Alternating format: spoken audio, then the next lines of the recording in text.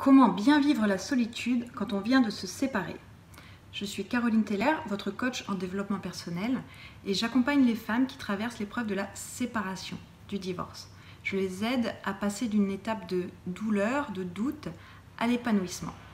Chacune est unique et selon votre tempérament, vous ne vivrez pas les choses de la même façon, mais globalement, il y a 3 grandes étapes pour réapprivoiser la solitude. Si vous n'êtes pas à l'origine de la séparation, il peut d'abord y avoir un premier temps plus ou moins long d'hibernation pour faire un petit peu le deuil et vous remettre de votre tristesse. Mais ensuite, on retrouve cette première phase qui est un petit peu la liberté, l'envie de profiter de tout ce nouveau temps ou alors d'occuper au maximum pour ne pas se retrouver face au vide, face à soi-même. Et ça, il faut le reconnaître, c'est une phase où on a envie de remplir au maximum son agenda, de faire plein de choses, de voir des amis, de faire de nouvelles rencontres, d'essayer peut-être de nouvelles activités. Voilà, on se retrouve avec du temps alors qu'on en avait beaucoup moins quand on était en couple, du fait de la relation ou des enfants. Et là, d'un coup, c'est comme si une nouvelle page s'ouvre, une nouvelle vie, et on a envie d'en profiter au maximum de chaque minute. Donc, n'hésitez pas, profitez-en, contactez vos amis, proposez des choses, imaginez des week-ends, des vacances, faites-vous plaisir. Par contre, vous risquez de vous rendre compte que dans votre entourage habituel, entre guillemets, les gens qui sont encore en couple et en famille, ne seront pas forcément prêts ni disponibles à aller au ciné en semaine ou faire une sortie plusieurs fois dans le week-end. Voilà. Donc il faut varier les copines, les sollicitations pour être accompagné dans vos envies.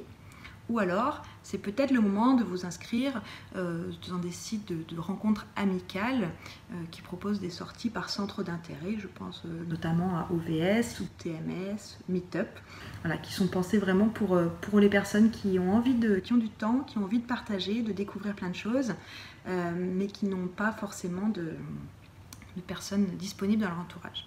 Ça permettra de vous créer éventuellement aussi un deuxième réseau qui sera disponible sur les mêmes temps que vous. Je pense aux autres parents séparés qui sont en garde alternée, et ça permet de vivre à nouveau des moments vraiment chouettes, un peu en mode étudiant, c'est-à-dire que tout le monde se retrouve libéré un peu de ses responsabilités parentales et on profite de la vie ensemble. Vous pouvez aussi avoir envie de vous inscrire sur un site de rencontre, et alors allez-y, pourquoi pas, ça fait du bien, ça redonne confiance, de voir qu'on peut plaire, qu'on peut discuter, rencontrer plein de gens très différents, et puis voilà, si vous ne faites mal à personne, rien ne vous empêche de multiplier les conversations, les rendez-vous, c'est vous qui voyez, c'est votre vie, c'est votre choix, donc faites-vous plaisir aussi sur le plan sentimental ou sexuel, c'est l'occasion d'expérimenter, pourquoi pas.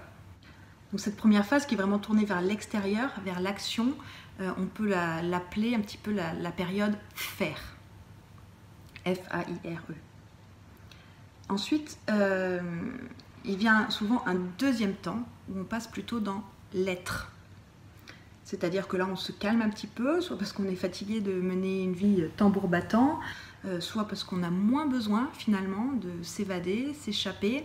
On est plus à l'aise avec soi-même, on a compris des choses, accepté les choses, on n'a pas besoin à tout prix de prévoir quelque chose tous les jours, tous les week-ends. On est mieux avec soi-même et on peut même avoir envie de temps de solitude où on va arrêter de remplir au maximum, on va se garder des temps vides pour être tranquille et plutôt dans l'introspection. C'est une phase où il y a plus de place pour la douceur, la lenteur, la paix, le bien-être. Vous ressentez une forme de sérénité. Voilà, il n'y a plus d'urgence, il n'y a plus besoin de s'agiter partout, vous êtes bien avec vous-même. C'est un moment où vous allez pouvoir peut-être envie de vous intéresser à certains concepts de développement personnel pour mieux vous comprendre et puis accepter de vous aimer. Vous allez peut-être aussi pouvoir profiter de votre temps pour vous lancer plutôt dans des projets à long terme, que ce soit personnel, professionnel, sportif, culturel, artistique, des choses que vous avez mises de côté pendant longtemps, des voyages dont vous rêvez et que vous aviez un petit peu délaissé, oublié. Donc voilà, c'est le moment où vous reprenez un petit peu les rênes, vous construisez vraiment des choses qui vous ressemblent. Dans cette phase-là, normalement, vous ressentez le besoin ou l'envie de mettre un petit peu d'ordre dans votre vie, de faire du tri ou du vide dans votre tête, mais aussi dans votre logement. Vous commencez à établir de nouvelles habitudes qui vous font du bien. Vous trouvez votre rythme tranquillement, un équilibre qui vous permet de vous sentir bien dans votre nouvelle vie. Si vous n'arrivez pas à dépasser la première phase et que vous avez besoin de soutien personnalisé, je vous encourage à remplir le petit questionnaire que je vous ai mis en dessous en lien, que vous trouverez dans la description. Comme ça, vous m'indiquez un petit peu les détails de votre situation et je vous contacterai directement pour qu'on fasse un point gratuit ensemble. Mais n'oubliez pas, colorer votre vie, c'est très important, c'est votre responsabilité et ça commence dès aujourd'hui.